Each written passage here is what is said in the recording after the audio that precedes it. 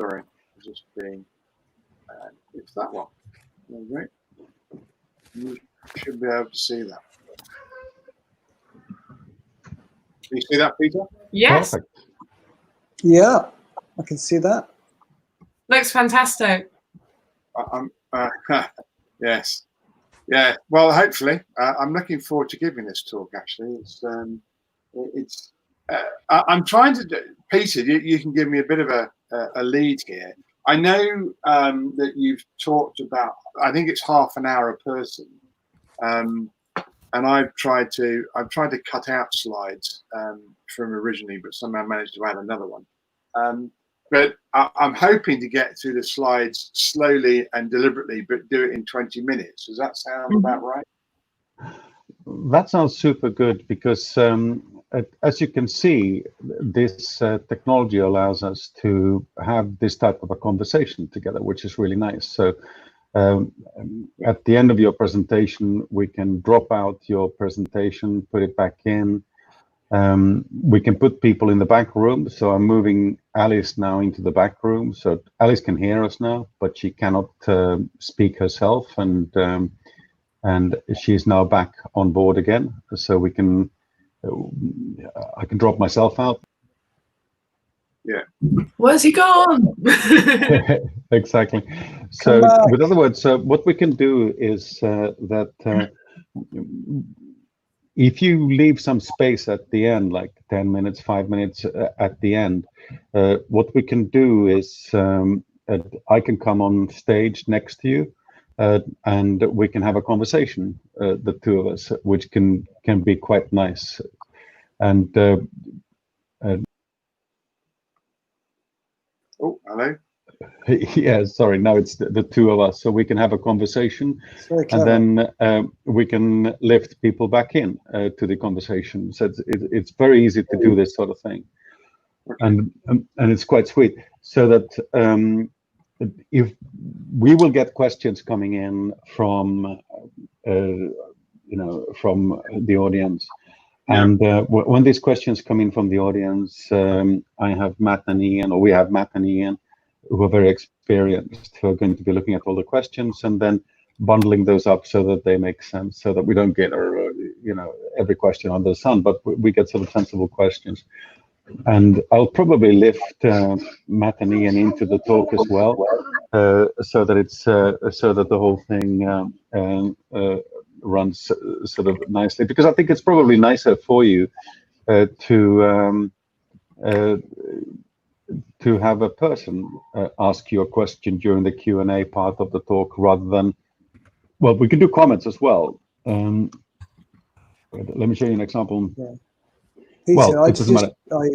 Did you see I put a comment on earlier. I just wanted to see if it was working. Can you see the comment I put on? Did you put it into private or live? In the private chat. There we go. Live viewer comments. Oh, in the private one, it doesn't show up. In the I private meant one, to you. Did it show up to you? I just wanted to check that. I sent you a little email just as a test. I just wanted to see if you saw that, if you got it. I can't see it right now. On the right-hand side, there should be something called private chat. Yeah, that's the one. Yeah. So there is one there. Alice has just posted a YouTube video on private chat. Yeah, but I can see that, but I can't see. Could you post it to the group, I presume, Alice? Yeah, I did. The private chat was meant to go to Peter and the group, so I just wanted to check everyone could see that. Your message has not come through. Sorry? Your message hasn't come through, but it might be because you sent it. Did you send it before the? Yeah, let me send again. I'll just say test 1. Yeah. Yeah. No, I just send that one. I think from a viewer perspective, just keeping it all verbal is probably the easiest thing to do. Yeah. Just do the whole thing verbally. Yeah. And Anthony, I can see you now. Test 1. I can see you now. Yeah. I mean, I agree, because I tend not to look at Q&A role anyway. I'll just sort of wait for you, the curators, to decide what questions to ask, and keep it I think verbal. it's easiest. It's most natural. And the beauty with this is that everyone in the room will be someone that I know. So that kind of makes it easy because, I mean, Anthony, you and I have known each other, what, 6-7 years? And Michael, you and I have known each other now since 1998. And same thing for Alice and Edgar. We go back even further back in time, I think. So these are all, you know, every single person is someone that is a friend of mine. So this is all actually, in that sense, it's a very relaxed environment. Very interesting people, absolutely fascinating people, but there's kind of nothing dangerous. It's just good friends, the whole lot. We could literally meet at the party, all of us. It's literally at that level. Not another one of your parties, Peter. No. There we go. No more green apples. Enough. There you go. Edgar, would you like to try it as well? Yeah. The share screen thing. So at the bottom, you should discover a share screen button. Are you using Chrome, or which browser are you using? Yeah, Chrome. Okay. With Chrome, the first time you use it, sometimes it asks you to enable the micro. Ah, okay. That's exactly what happened. So he just enabled the microphone and the speaker, which means he has to restart his browser. And once he's done that, he can come back in, and I expect him to come in about 10 seconds from now, because that's usually how long it takes. Clearly, he's not finished from the middle of the ice plateau where they've got 100 gigabit service. Exactly. Yeah. No, exactly. It's just Menlo Park Facebook. Well, that'll be twisted pear, won't it? All right. So I was ejected. Yeah, no problem. You needed to enable the microphone and speaker, I presume. So try it again. So if you hit that, that's a one-time experience, by the way, Edgar. You don't need to worry about that next time. So try the share screen again, Edgar, please, if you wouldn't mind.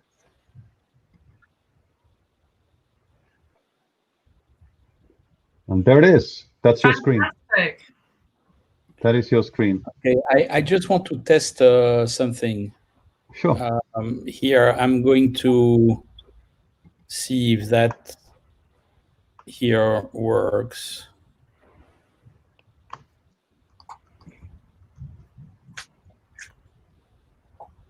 Yeah, you put it onto. Oh, you're showing a video? Yeah, I'm trying to. I think that will take a little bit more time. That's it. Yeah, if that doesn't work, then it's a bit annoying. Okay, so that video doesn't work. Edgar, can you not embed the whole video in the presentation rather? But hold on, the video should work. It should work entirely normally because you're just screen sharing. So if you hit the play button, it should really simply work. There you are. It works. No, it doesn't work. It doesn't work the right quality. You see, it's stopping. It's stopping. It's horrible. Yeah. I think that's to do with embedment, Edgar. No. I've done this presentation many times. However, I've never done it via this application. Cool. I see. Yeah. So that sucks. That we cannot do that. So I'll try another video here.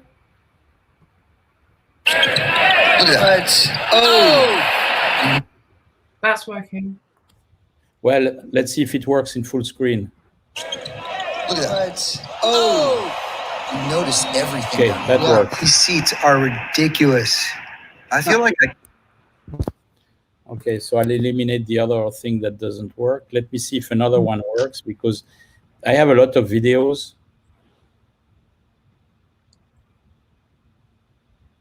Okay, that works.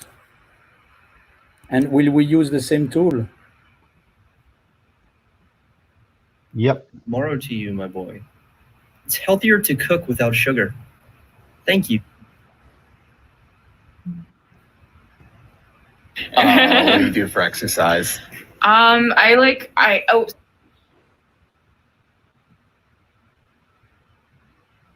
Okay. So only the first video doesn't work, which is okay. Very cool. I like it. Let's see if that works. That's also important. Yeah, okay. All right.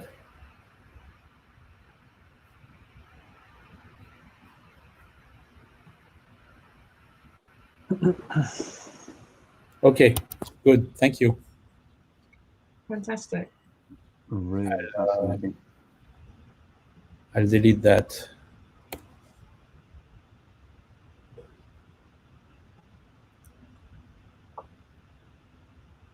That doesn't work either. Okay.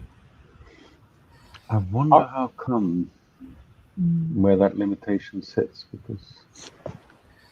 And Peter, this was my original title. I can change it to whatever you decided. If you have a better title, then great. Let's go with your best title of whichever. No, I don't know. It's yours is more catchy. Mine is like, you know, that's what it is. But it's okay. Okay. If it's okay, then let's not change. Otherwise, I'm very happy to change. No, it's fine. Okay. So actually, the role of AI is just a few slides here. I'm just presenting VR and AR and, you know, things like that. They are very relevant. These things are connected. I think that's one of the big things that's coming through from this whole thing, that AI touches many things, and if you try to be some type of a purist who somehow only tries to talk about AI, then you come to a very strange place. It makes much more sense to include the surrounding areas, such as, for instance, well, in the case of Anthony, the liability, if someone uses AR, VR, and someone else dies as a result, then what? Yeah. Who is responsible? Yeah. And Philip Anderson is going to talk about how these things are used for healthcare, for making healthcare affordable and good in 10 years' time from now, and how they are actually using that in Boston and Sweden at the moment. These things are linked. They're fascinatingly linked. So I am really, really, really comfortable with having you stretch from AI into the world of AR and VR. I think that really makes sense. In fact, I think people are going to be fascinated by it. I mean, Michael, wouldn't you say the same? Yeah, no, I do. I think it's a fascinating area because, one, it's technically a lot harder than people think. The biology of it, I think, I don't know whether you're going to cover up that off, Edgar, but I think the biology of it is fascinating in terms of how the brain works and processes. And I think that people can actually start to see this as real. I think people have talked about AR and VR for probably 20 years, and it's needed massive computers and big screens and huge amounts of effort. But it's really, this is the next step from the box with your mobile phone. Yeah, exactly. So cool. We will use this tool. We'll receive a link, or exactly. I will provide a link to everyone. I'll email that out later on tonight for everyone to have. So it won't be the Microsoft tool. It will be that tool. We changed our minds because we tried the Microsoft Teams live event tool with a couple of people, and it caused havoc for them because they had to download apps and make it work and so forth, and the corporate IT departments were unhappy about that and so forth. So okay. We were a bit surprised. I was wrong. I thought it would be an easy thing to roll through and use because I felt everyone has a Microsoft Live ID or some similar. But no, people had trouble. So okay, let's make let's make life simple. This tool to me is a wonderful tool, and the goal is not to have a wonderful tool. The goal is to have a conversation together about important things. That's what we're trying to do.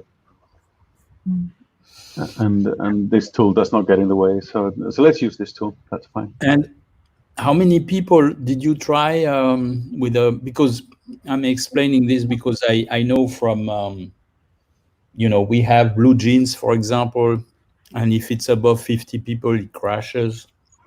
Right. Zoom so can be 150. Yeah. So two sides to that coin. In terms of how many people can present, at the moment there are 5 of us plus a video stream for a PowerPoint presentation. So that's 6 input streams. So the input streams are maximum 10 concurrent. So maximum 10 concurrent input streams. Output streams maximum 50,000. So that's a fairly large number, and Okay. and we're not going to be addressing that many people. So luckily, so that's fine. We've only contacted people who are interested in the use of AI and AI-related technologies. And those people are then from the world of medical, from the world of industrial automation, from the world of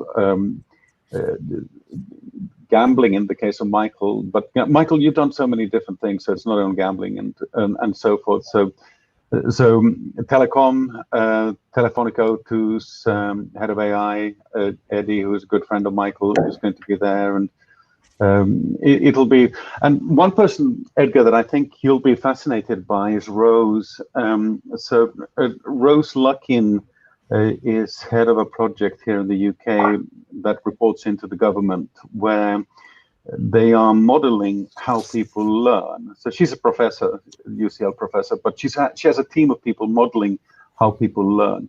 And she has a different team modeling how people teach. And she's taking these two models and connecting them to see how, when you get good transfer and when you get poor transfer. And what absolutely amazing work that she's doing. Really, really fascinating stuff. So that, I think Edgar, Peter, might also be interested in oh god, her name's gone out of my head as I said that, in Sally's background, because she does a lot. Sally's amazing. Yeah, she does a lot with investment, early startups, Forbes technology, all sorts of stuff. Yeah, I'm interested in that. Yeah. Sally's fascinating, Michael. You're absolutely right. Unfortunately, due to the time difference, I think I'll dial in at 8 my time or something like that. Mm-hmm. So that's 4 o'clock. 4 o'clock. So you'll be catching some 6 talks in that case.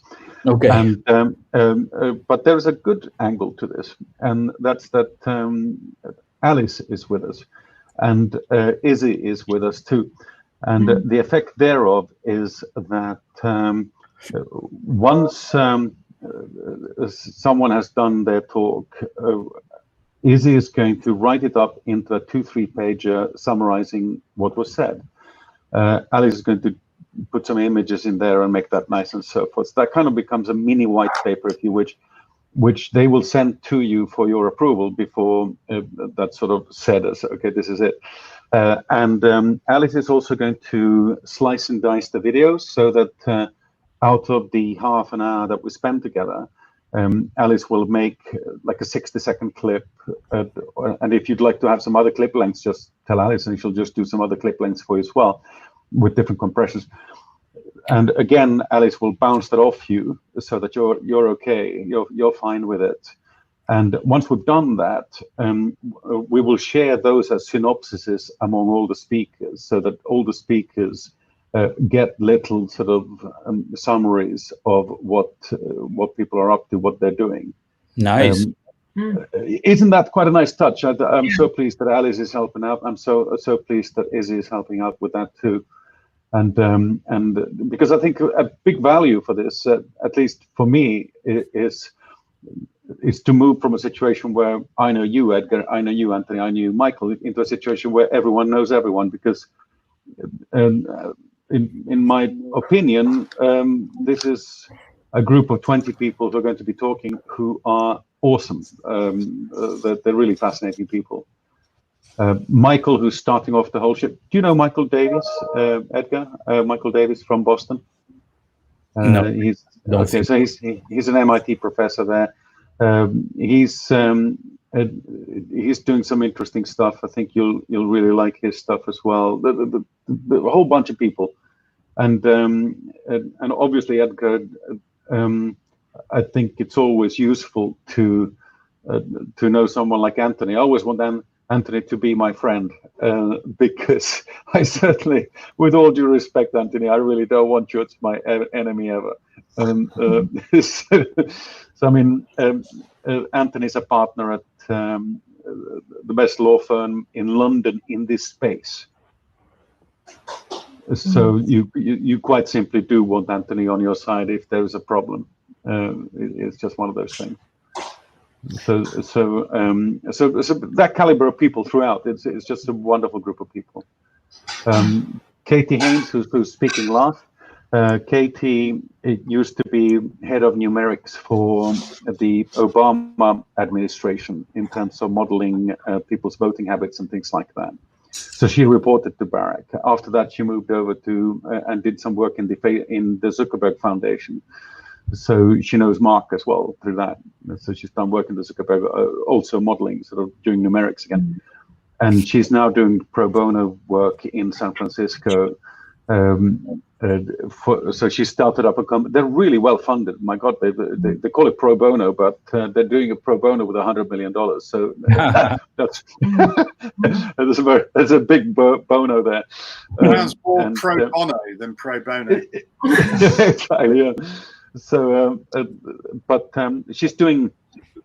They're building a medical imaging database for analyzing medical conditions based on machine learning from images and so forth. Really fascinating work. So, goodness, I mean, really, really lovely people to have on board. So, Kate is joining at 10 o'clock her time. So 2 hours after you. Cool.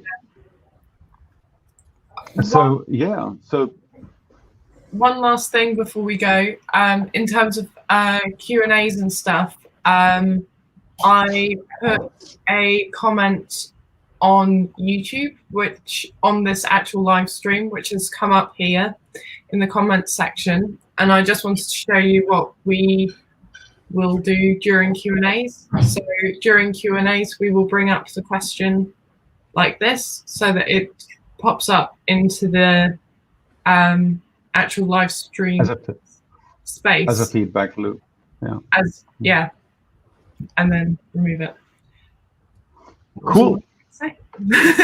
In that case, everyone, I don't want to sort of keep you. Edgar, you have a long day ahead of you.